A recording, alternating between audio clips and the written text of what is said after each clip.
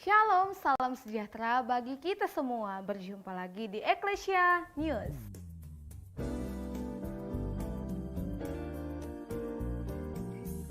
Kami ucapkan selamat datang bagi Bapak Ibu Saudara yang baru pertama kali beribadah bersama kami.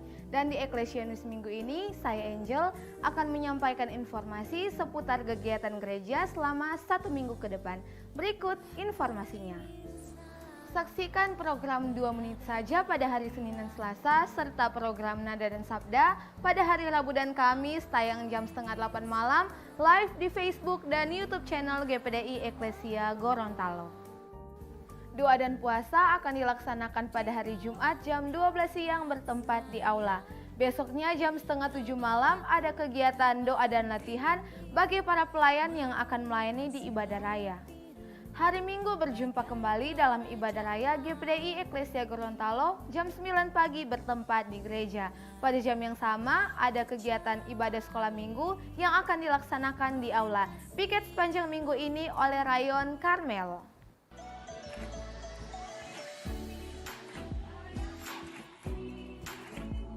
Yo yo yo, calling to all the youth and teens. Bagi kalian yang belum tergabung dalam Komsel Pemuda atau Mighty Warrior Squad dan juga Komsel Remaja, dapat menggabungkan diri dengan menghubungi Katris di nomor 0821 9669 5060. Atau kalian juga dapat menemui Usher Pemuda Remaja di pintu keluar saat ibadah telah selesai. Ayo kita sama-sama bertumbuh dalam iman lewat komunitas pemuda dan remaja.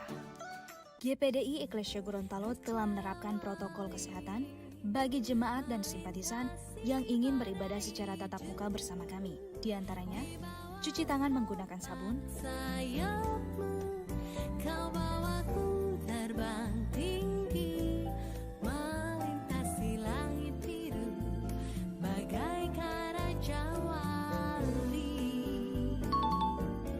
pengecekan suhu tubuh, penggunaan masker,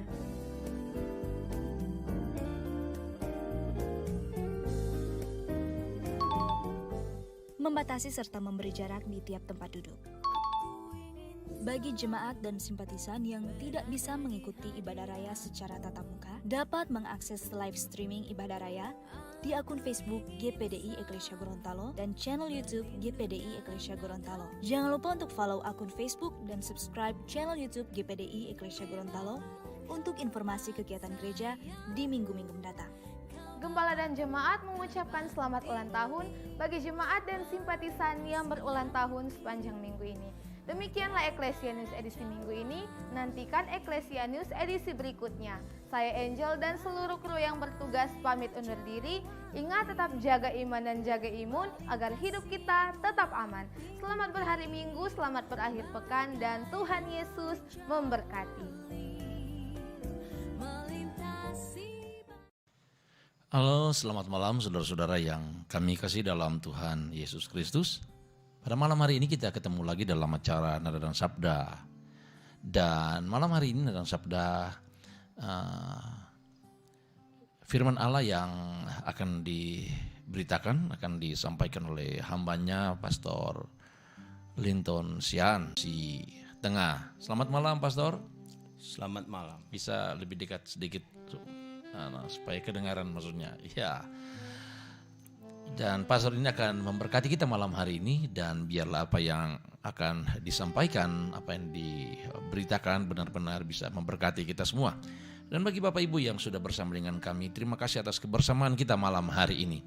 Dan sebelum kita akan memulai renungan firman Allah, kita akan berdoa, dan mari kita berdoa Bapak Ibu.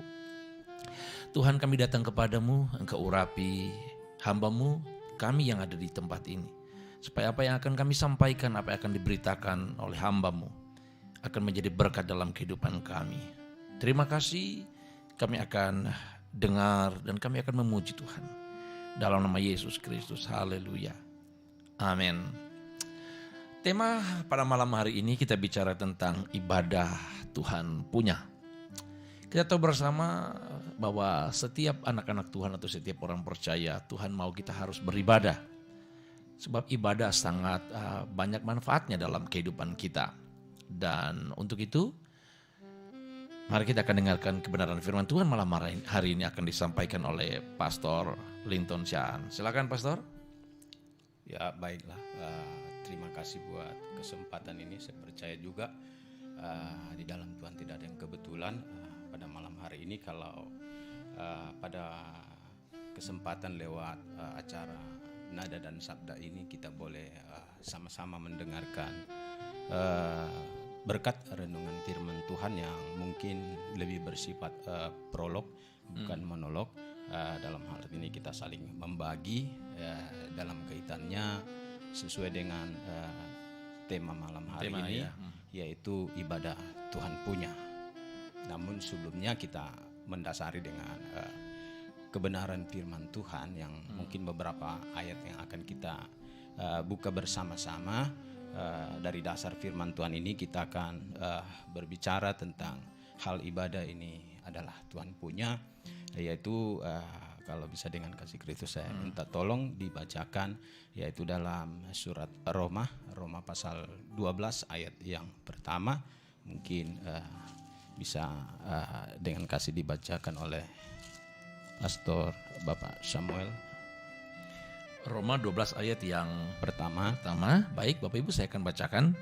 Karena itu saudara-saudaraku, demi kemurahan Allah aku menasihatkan kamu supaya kamu mempersembahkan tubuhmu sebagai persembahan yang hidup, yang kudus, dan yang berkenan kepada Allah.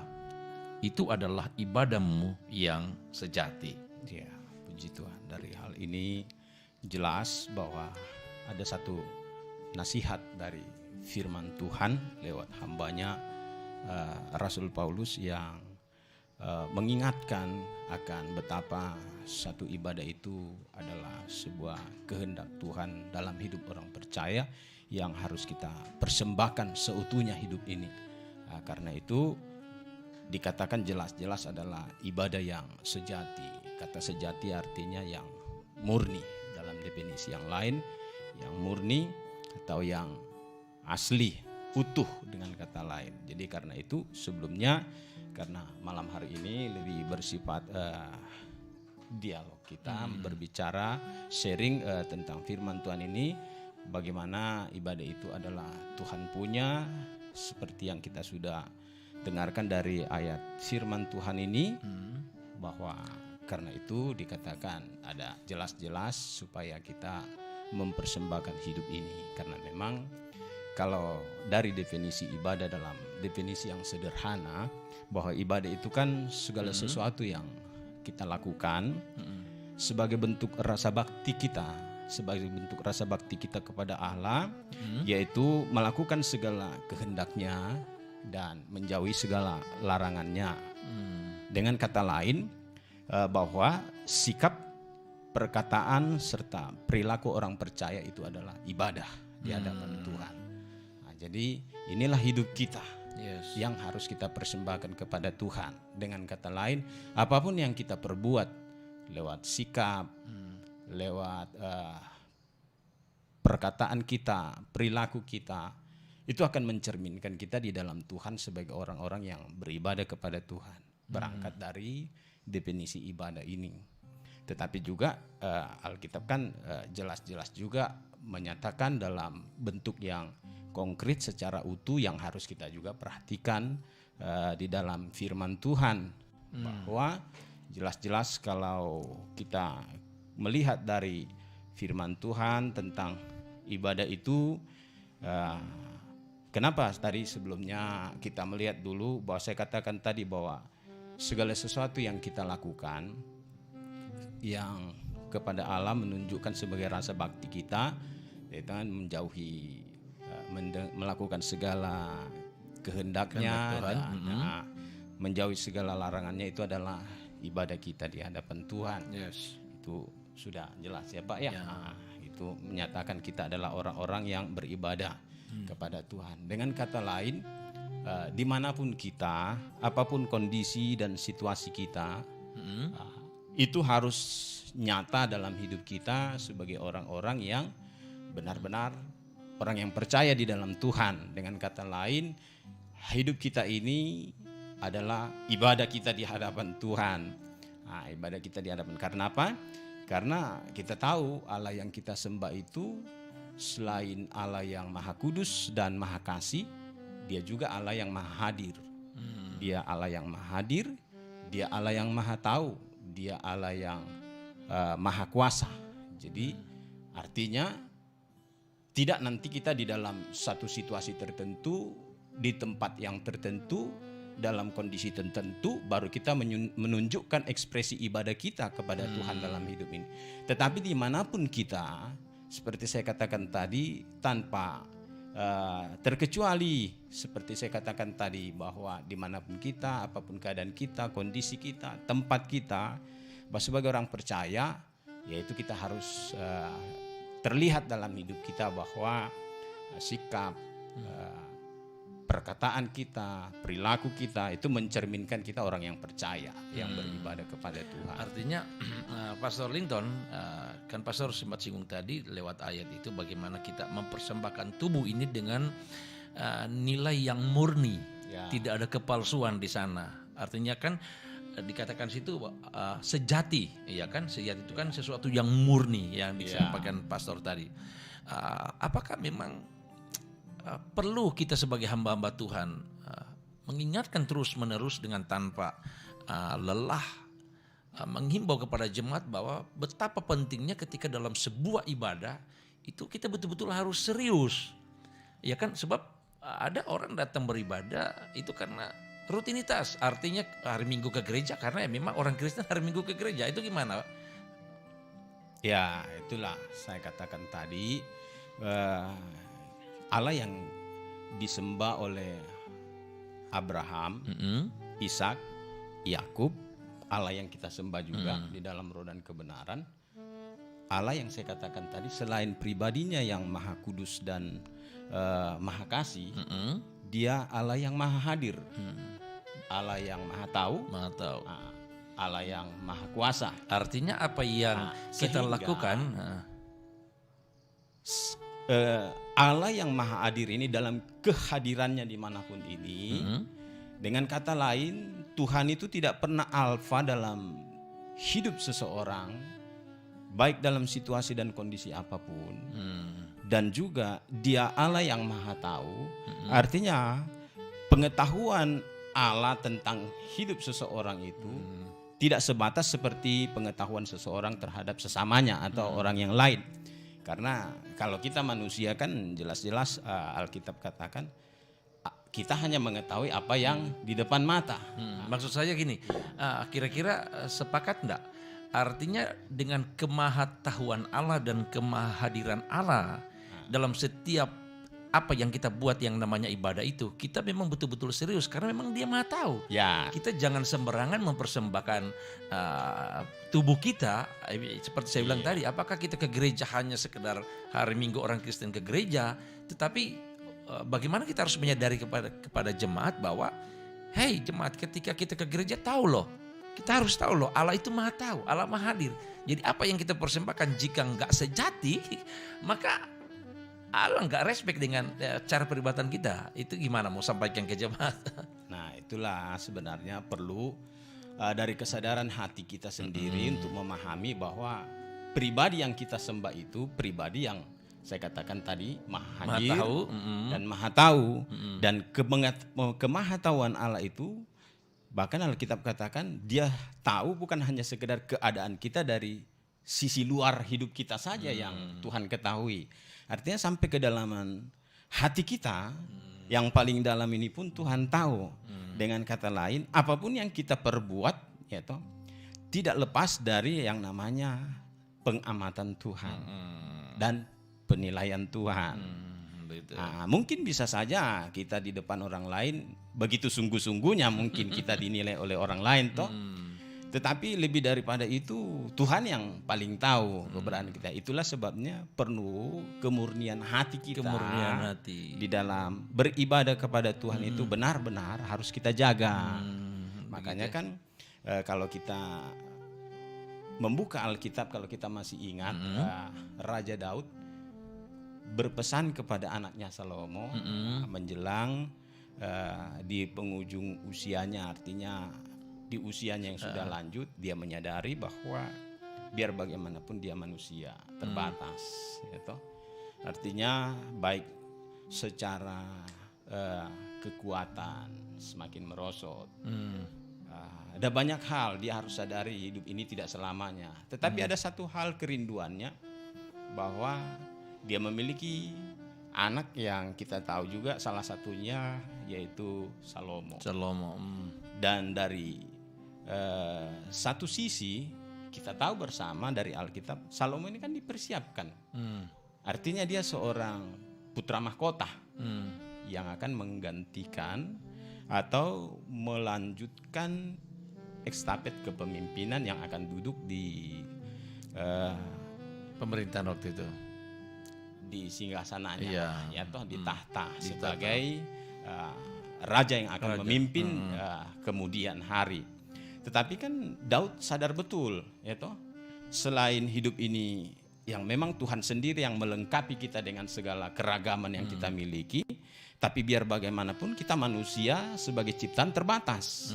Itulah sebabnya di tengah-tengah keterbatasan ini, seorang Daud yang begitu dekat dengan Tuhan, yang sejak dari muda Alkitab katakan dia membangun hubungan dengan Tuhan, dia sadar betul, kalaupun dia boleh ada sampai pada puncak keberadaannya sebagai seorang raja yang besar, ya, kita akui dia raja yang besar, dia sadari hidup itu karena Tuhan. Dan mungkin kita akan sepakat bahwa Daud ini orang yang sangat-sangat setia beribadah kepada Tuhan. Makanya dia nasihati sama anaknya, kenallah Allahmu, Allah ayahmu Salomo, dan beribadahlah kepadanya dengan tulus ikhlas, dikatakan. Jadi tidak ada keterpaksaan. Karena memang dikatakan Allah itu melihat hati. Ya, jadi artinya betapa pentingnya kita dalam ibadah itu kita persiapkan hati kita dengan kemurnian hati. Karena saya katakan tadi bahwa hidup kita ini seutuhnya adalah ibadah kita di hadapan Tuhan.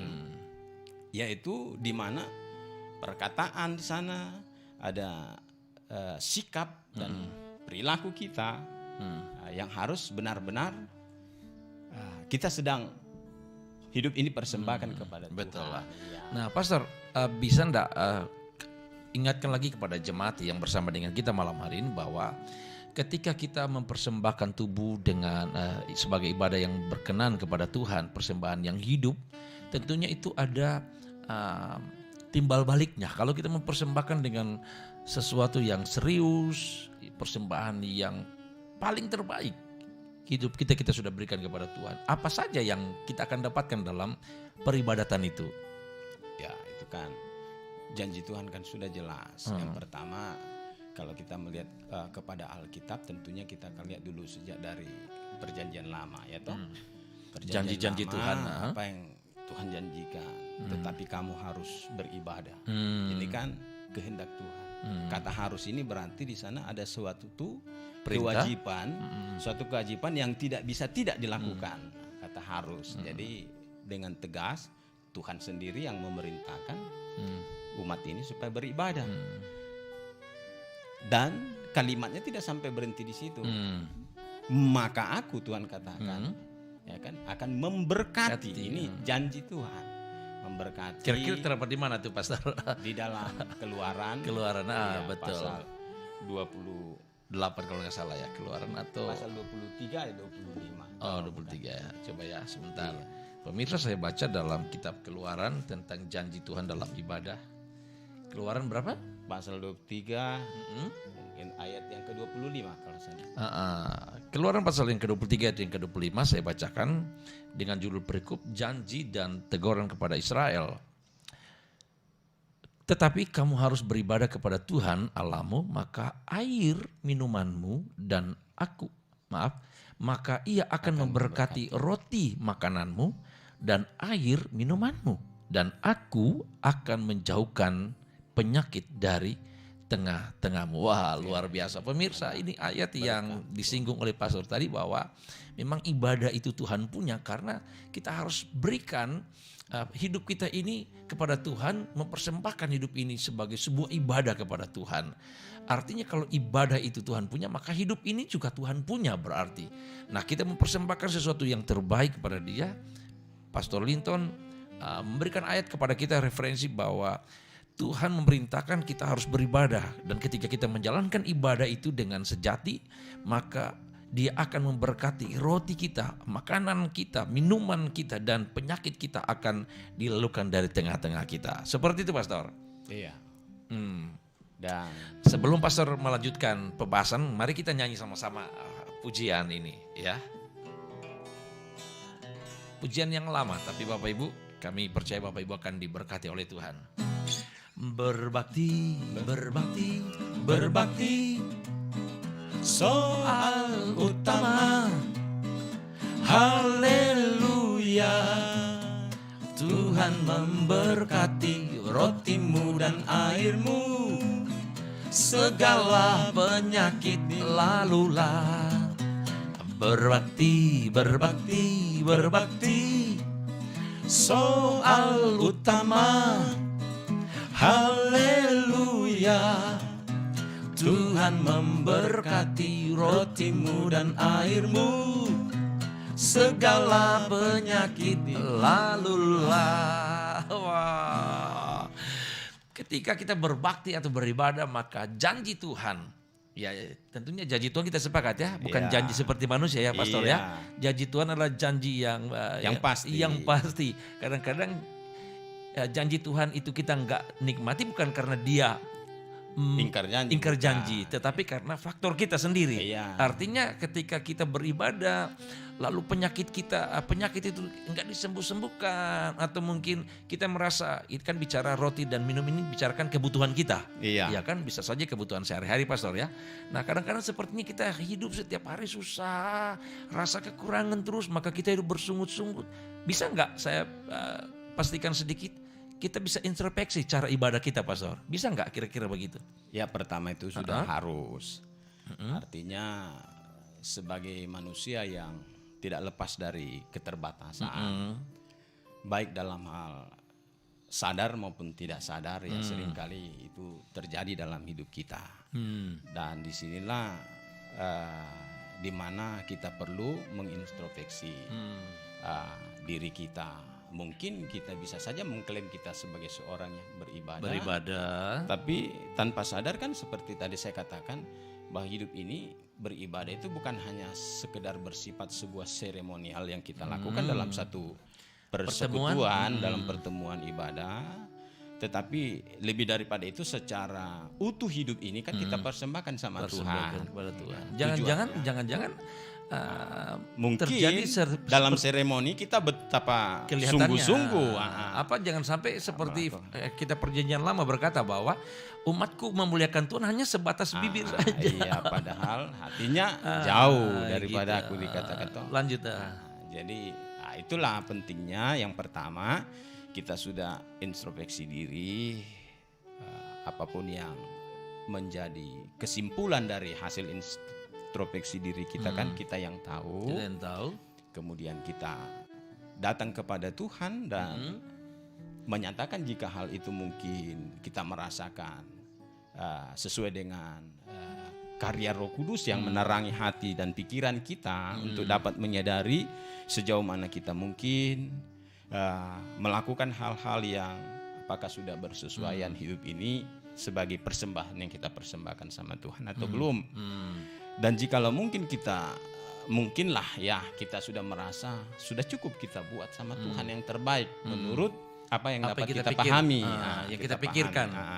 Tetapi kita kan sebagai orang percaya harus melihat kebenaran firman itu secara utuh dan menyeluruh. Karena memang Alkitab janji Tuhan kita akan diberkati, itu ya dan amin. Ya dan pasti. Tetapi saya katakan tadi kita harus melihat kebenaran firman itu secara utuh. Kita percayakan Alkitab adalah firman Allah. Dan dari Kejadian sampai Wahyu itu firman Allah. Jadi maka kita akan melihat secara utuh dari firman Tuhan bahwa sesungguhnya kita juga harus meyakini dan percaya bahwa kita kan di dalam Filipi dikatakan di dalam kitab Filipi pasal 1 kalau saya tidak salah ayat 29, mungkin boleh minta tolong kalau tidak salah. Kepada kamu dikaruniakan, dikatakan bukan saja percaya kepada Kristus. Mungkin di Filipi pasal 1.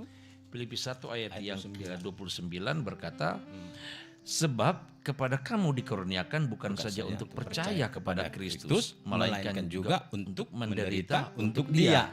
Dengan kata lain, iman, percaya itu Tuhan karuniakan bagi kita sehingga kita dapat memahami firman sebagai informasi dalam hidup kita, berita, kabar baik. Kemudian dengan pertolongan Roh Kudus juga tentunya yang memberikan kita hikmat, menuntun sehingga kita dapat memahami serta mengamenkan. Dan kita percaya dari apa yang menjadi kebenaran firman bahwa Yesus itu Tuhan. Juru selamat kita. Tetapi kan kita dikatakan dikaruniakan bukan saja untuk percaya. Tapi melainkan menderita untuk Dia. Jadi kata menderita ini kan sebuah bentuk kesengsaraan atau lebih tepatnya pergumulan, kesusahan dan kesukaran lah ya. Jadi kalau ada hal-hal yang menurut kita kita sudah beribadah tetapi kita rasa kok hidup saya begini-begini. Ya mungkin sakit penyakit, kekecewaan, kegagalan dan sebagainya. Padahal di satu sisi kita percaya juga bahwa dikatakan kalau kita beribadah Tuhan akan berkati. Tapi roti dan air dan menjauhkan sakit penyakit. Tapi mungkin kita bisa berkata begini, faktanya kita sakit. Gitu? Faktanya usaha saya sekarang lagi mandek. Sepertinya kita nggak ada hasil apa yang kita lakukan. Mungkin kondisi kita kok kayak nggak aman. Malah kalau kita mungkin lirik kiri lirik kanan, yang kita bisa buat kesimpulan si dia nggak pernah ibadah, orang nggak tahu ibadah, bahkan mungkin nggak peduli dengan Tuhan, kok hidupnya lebih baik dari saya. Atau mungkin bisa begini, mungkin orang minggunya ke mall, orang minggunya retreat, tamasya, ke pantai, kok sepertinya mereka nggak beribadah, tapi seperti senangnya gemuk, ya kan mereka sepertinya diberkati Tuhan. Kayaknya sukses semua yang dibuat. Kita seperti kadang-kadang kita berpikir begitu. Bukan cuma kadang-kadang kita. Daud sendiri pun pernah berpikir seperti itu. Dia iri kepada orang nyaris dia dikatakan tergelincir melihat kehidupan orang fasik. Ya, tapi syukur Roh Kudus toh menerangi hati pikirannya dan dia sadar. Ya, itu karena kita pakai kacamata kita. Makanya hidup ini kita harus lihat dari kacamata firman Tuhan. Seperti tadi dikatakan, kepada kita orang percaya dikaruniakan bukan saja untuk percaya, hanya sekedar percaya, tapi juga ada penderitaan yang dengan bahasa Alkitabnya dikatakan ya itulah salib kita di dalam Tuhan. Artinya kita jangan iri kepada orang yang seperti nggak tahu ibadah, tapi sepertinya mereka diberkati luar biasa. Iya kan? Itu pandangan kita ya. Kita nggak tahu apa yang Tuhan rencanakan dalam kehidupan mereka. Jadi tujuan dari ibadah itu Tuhan punya. Artinya yang kita buat dalam ibadah itu kita persembahkan hidup ini kepada Tuhan. Satu tujuannya untuk memuliakan Tuhan. Untuk memuliakan Tuhan. Oke, sebelum kita lanjut untuk memuliakan Tuhan, ada satu pujian Bapak Ibu. Hidup ini adalah kesempatan. Hidup ini untuk melayani Tuhan. Jangan sia-siakan waktu yang Tuhan beri. Hidup ini harus jadi berkat. Oh Tuhan, pakailah hidupku selagi aku masih kuat. Amin. Bila saatnya nanti ku tak berdaya lagi, hidup ini sudah jadi berkat. Oh Tuhan, oh Tuhan, pakailah hidupku selagi aku masih kuat. Amin Tuhan. Bila saatnya nanti ku tak berdaya lagi, hidup ini sudah jadi berkat. Kalau hidup kita persembahkan kepada Tuhan, itulah ibadah kita yang sejati. Artinya kita sudah jadi berkat kepada orang lain, maka sempurnalah apa yang Tuhan inginkan dalam kehidupan kita. Hidup kita diberkati dan kita sudah menjadi berkat bagi banyak orang. Pastor berikan kesimpulan tentang malam hari ini bagaimana ibadah itu yang memang semestinya Tuhan punya. Ya. Silakan.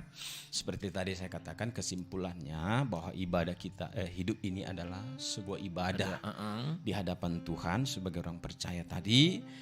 Dengan kata lain, apapun yang kita perbuat dalam hidup ini tujuannya biar nama Tuhan dipermuliakan. Yes. Itulah sebabnya baik dalam situasi dan kondisi apapun hidup ini, seharusnya kalau kita memahami tadi ibadah tadi, nama Tuhan tetap dipermuliakan. Jadi meskipun dalam pergumulan, sakit penyakit, kerugian, mungkin sukses yang tertunda, ya toh. Tetapi sekalipun secara manusia tidak mengenakan, tetapi sebagai orang percaya yang kita hidup di bawah terang firman Tuhan, dan firman Tuhan itu menjadi landasan hidup kita, maka biarlah apapun yang terjadi dalam hidup ini, nama Tuhan tetap dipermuliakan. Amin, amin. Iya, nama Tuhan dipermuliakan. Iya. Apapun yang terjadi, tetap nama Tuhan dipermuliakan. Iya, makanya tadi untuk mengakhirinya di dalam Roma pasal 12 ayat 2 tadi, jadi kalau boleh mungkin dibaca supaya lebih Roma 12 Iya. ayat yang kedua ya. Iya. Roma 12 ayat yang kedua, janganlah kamu menjadi serupa dengan dunia ini, tetapi berubahlah oleh pembaharuan budimu, sehingga kamu dapat membedakan manakah kehendak Allah, apa yang baik, yang berkenan kepada Allah, dan yang sempurna. Ya, itulah hidup orang percaya, sehingga ada perbedaan toh. Orang yang benar-benar di dalam Tuhan, pasti semakin hari hidupnya ada perubahan. Ya, menuju kepada hal yang lebih baik. Memang segala sesuatu di dunia ini akan berubah. Hanya Tuhan Yesus yang tidak berubah. Dulu, sekarang, dan selamanya. Wah, pemirsa, itulah pembahasan kita malam hari tentang bagaimana ibadah itu Tuhan punya. Saya berikan sedikit kesimpulan bahwa kita harus tahu bahwa setiap kali kita beribadah, mempersembahkan sesuatu kepada Tuhan, kita jangan main-main. Karena apa yang dikatakan Pastor Linton tadi, bahwa setiap apa yang kita lakukan dalam peribadatan, Tuhan tahu, Tuhan hadir, dan Dia tahu apa yang kita buat karena Dia hadir di situ. Amin. Jangan macam-macam dan jangan main-main tentang ibadah. Dan beliau juga katakan bahwa jangan lupa setiap ibadah yang sungguh-sungguh, ibadah itu akan diberkati. Apa yang diberkati? Kesehatan kita diberkati, keperluan kita sehari-hari diberkati, makanan, minuman kita, penyakit kita akan dilalukan oleh Tuhan. Itulah sebabnya pada malam hari ini, mari sadari, setiap minggu atau kapanpun kita beribadah menghadap Tuhan, lakukan segala sesuatu dengan sungguh-sungguh. Amin. Dan apa yang kita buat, kita percaya janji Tuhan akan digenapi Amin. dalam kehidupan kita. Ya. Selamat malam Pastor, terima kasih. Selamat malam. Pastor Rinton yang sudah bersama dengan kami. Sekali lagi, Pastor Rinton adalah hamba Tuhan dari Pulau Peling, dari Sulawesi Tengah, dan dia telah membagikan berkat bagi kita malam hari ini.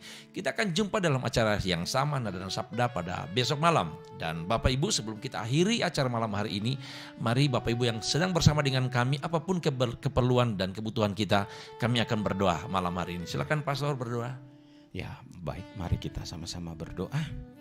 Bapa, kami bersyukur pada malam hari ini boleh terjadi melalui acara Nada dan Sabda ini. Tuhan, kami boleh diberkati.